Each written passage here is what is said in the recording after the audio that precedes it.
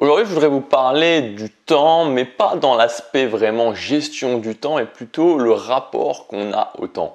Parce que je pense que le rapport qu'on a au temps, c'est quelque chose qui peut réellement nous empêcher de construire notre vie sur mesure, de construire la vie qu'on veut. Moi, je sais que pendant des années, c'est quelque chose qui m'a démotivé, juste avant de commencer. Parce que j'ai toujours eu un rapport au temps qui était compliqué, j'ai toujours eu l'impression que quand il y avait du temps qui était devant moi, ça me semblait vraiment une éternité. J'ai encore le souvenir de quand j'étais petit et que j'attendais Noël par exemple, je me souviens des fois, je me souviens certaines années encore, j'ai encore ce souvenir pénible de certaines années où Noël c'était par exemple dans 8 semaines ou dans 6 semaines, 8, 6 semaines comme ça, et je me disais oh, mais ça va être long, ça me semblait tellement long d'attendre Noël pour avoir mes jouets. Et finalement, j'ai toujours eu un petit peu ce problème-là. Et quand je commençais à me fixer un objectif, je me disais, ok, cet objectif, je peux peut-être l'atteindre dans 6 mois, je peux peut-être l'atteindre dans 1 an. Ça me semblait vraiment trop long, ça me semblait extrêmement long. Et souvent, ce que je faisais, c'est que je me disais, ok, je vais en faire plus, je vais essayer d'y arriver plus rapidement parce que j'avais du mal à gérer véritablement cet aspect de temps devant moi. Et ce qui se passait en général, c'est que tout simplement, je faisais des mauvaises choses, et donc ça me menait plus à l'échec qu'à la réussite. Je prends par exemple un exemple en musculation. Quand j'ai commencé la musculation il y a plus de 10 ans en arrière, j'étais très mince, je pesais 55 kg et je voulais que ça aille très vite. Alors j'ai commencé à manger. Et ce qui s'est passé, c'est que j'ai pris beaucoup de gras au final, et aujourd'hui, en fait, j'en paye encore les conséquences parce que j'ai toujours du mal à être véritablement sec parce que j'ai voulu aller trop vite. Donc, il faut faire attention à cette notion de temps. J'aime bien cette phrase d'Anthony Robbins. Alors en ce moment, je suis dans ma phase Anthony Robbins, on va dire, et donc je vous en parle régulièrement.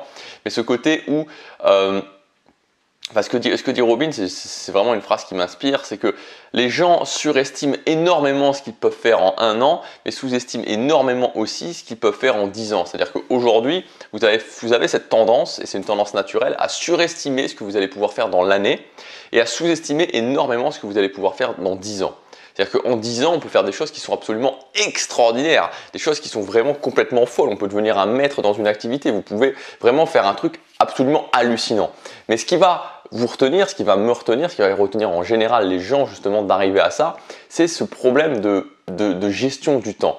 Donc, de gestion du temps, non pas dans le fait de s'organiser, même si effectivement ça peut être un problème, mais plus cette notion de gestion du temps dans l'aspect comment je vois le temps, comment j'arrive finalement à jouer un petit peu avec ce temps. Donc aujourd'hui, je voudrais vous donner quelques conseils, 3 conseils en fait, qui vont vous permettre de plus maîtriser cet aspect comment je vois le temps. Et il ne faut pas oublier une chose, c'est que à partir du moment où vous êtes quelqu'un qui est régulier, c'est-à-dire qu'à partir du moment où vous faites ce que vous avez à faire au quotidien, on en a parlé la semaine dernière, ce qui va se passer, c'est que la seule variable devient le temps. Si je fais ce que j'ai à faire au quotidien, si j'avance au quotidien, alors évidemment avec cette notion toujours d'ajustement, mais si j'avance au quotidien, alors la seule variable qui va rester, c'est simplement le temps. Peu importe combien de temps ça va prendre, au final, vous allez forcément réussir si vous êtes régulier et que vous continuez jour après jour. Alors, la première chose, le premier point, c'est la notion de compression du temps. C'est un truc assez sympa à se rendre compte, j'en ai déjà parlé, mais la notion de compression du temps, ça veut dire que en tant qu'être humain, on a toujours tendance à avoir l'impression que le temps qui est devant nous est insurmontable, un petit peu comme une montagne, c'est-à-dire qu'on va se dire, wow, si on se dit si on prend par exemple une notion comme 2 ans, si on se dit ok 2 ans, et on se dit oh je peux réussir ça, mais c'est dans 2 ans.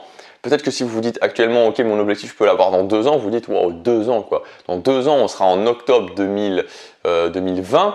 Octobre 2020, vous vous dites peut-être, wow, quoi, mais ça va être tellement long, tellement long. Alors qu'à l'inverse, quand on regarde vers l'arrière, quand on se dit il y a 2 ans, et on prend par exemple la date donc, de octobre 2016. Octobre 2016, moi je me souviens en octobre 2016, ça me paraît vraiment hier. J'étais déjà en train de faire des vidéos. Je me souviens en octobre 2016, je partais à la fin du mois au Japon.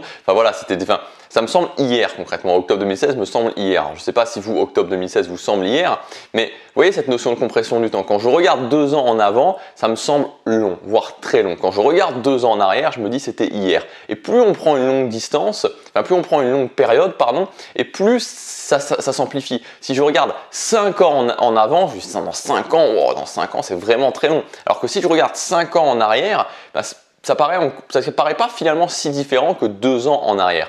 Donc quand on comprend que le temps c'est quelque chose d'assez malléable et que finalement c'est pas si long que ça, on peut avoir l'impression que c'est long, mais que quand on se dit ok, si je vois par l'arrière, je me rends compte que c'était hier, donc peut-être que 2 ans c'est pas si long que ça permet de un petit peu mieux appréhender cette notion du temps et un petit peu mieux gérer cette notion du temps. Le deuxième point, c'est le fait que j'aime bien, c'est avoir une vision dans 3 ans. Avoir une vision dans 3 ans et se construire une vision la plus inspirante possible dans 3 ans. C'est Gary Vaynerchuk qui parle souvent de ça, il parle de cette idée de retenir son souffle pendant 3 ans. Donc lui, il dit un truc un peu plus vulgaire, eat shit during 3 years. Je ne vais pas le traduire en français, je ne sais même pas si ça serait la traduction exacte, mais vraiment l'idée c'est de se dire, ok, qu'est-ce qui se passerait si je me construisais vraiment une vision très inspirante dans 3 ans, de qu'est-ce que je veux vraiment dans 3 ans, et que j'étais prêt à, voilà, je vais le dire, version Vaynerchuk, bouffer de la merde pendant 3 ans. Qu'est-ce qui se passerait si j'étais prêt à faire en sorte que ma vie soit vraiment difficile, mais que dans 3 ans, j'arrive à cette vision inspirante. Moi, c'est un truc qui m'aide beaucoup et peut-être que ça peut vous aider au niveau de la gestion du temps. Je me construis une vision vraiment, vraiment inspirante pendant 3 ans et après, j'y vais à fond au quotidien. Mais je trouve que c'est tellement puissant parce que en 3 ans, on peut faire beaucoup de choses. C'est pas 10 ans, mais c'est pas 1 an. En 3 ans, on peut vraiment, vraiment, vraiment avancer énormément. En 3 ans, vous pouvez avoir atteint l'indépendance financière et être sur la route de la liberté financière. En 3 ans, vous pouvez avoir fait vraiment des projets qui vous tiennent à cœur. Vous pouvez avoir créé votre entreprise, vous pouvez avoir une promotion dans votre boulot, vous pouvez avoir complètement changé de boulot. En 3 ans, vous pouvez avoir un couple vraiment, vraiment inspirant, avoir trouvé quelqu'un qui vous correspond vraiment, vraiment. Vous pouvez avoir fondé une famille, vous pouvez avoir fait plein de choses qui vous tiennent vraiment à cœur en 3 ans. Donc avoir la vision la plus inspirante possible et se dire ok, ce qui me retient en fait de cette vision et ce qui retient tout le monde de cette vision inspirante sur 3 ans, c'est simplement la capacité à être prêt au quotidien, à se dire ok, je me projette dans 3 ans, dans 3 ans j'en suis là, dans 3 ans j'en suis là, dans 3 ans j'en suis là, et en attendant au quotidien, je fais des actions qui ne sont pas forcément faciles à prendre. Et enfin, la dernière chose, c'est d'essayer au maximum d'aimer le processus. Tout n'est qu'une question de processus en fait, tout n'est qu'une question de processus. C'est-à-dire que atteindre un objectif, c'est un processus. Avoir un couple inspirant, c'est un processus. Avoir la liberté financière, c'est un processus. Devenir musclé, c'est un processus. Mincir, c'est un processus, etc., etc. Donc comment je rends le processus comment j'admets d'abord que c'est un processus et que c'est un processus qui peut parfois être stressant, et comment je rends le processus le plus agréable possible pour moi. Plus je rends le processus, plus j'essaie de rendre le processus agréable pour moi et plus je vais pouvoir être prêt à prendre les actions au quotidien pour réussir finalement à atteindre ma vision. Voilà, donc voilà dans cette vidéo ce que je voulais vous partager sur la notion du temps. Souvent c'est juste ça qui nous retient parce que si je suis régulier et si j'admets qu'il faut de la patience, alors je peux atteindre ce que je veux. C'est pas forcément toujours facile au quotidien parce que des fois on attend quelque chose et une journée peut sembler une éternité.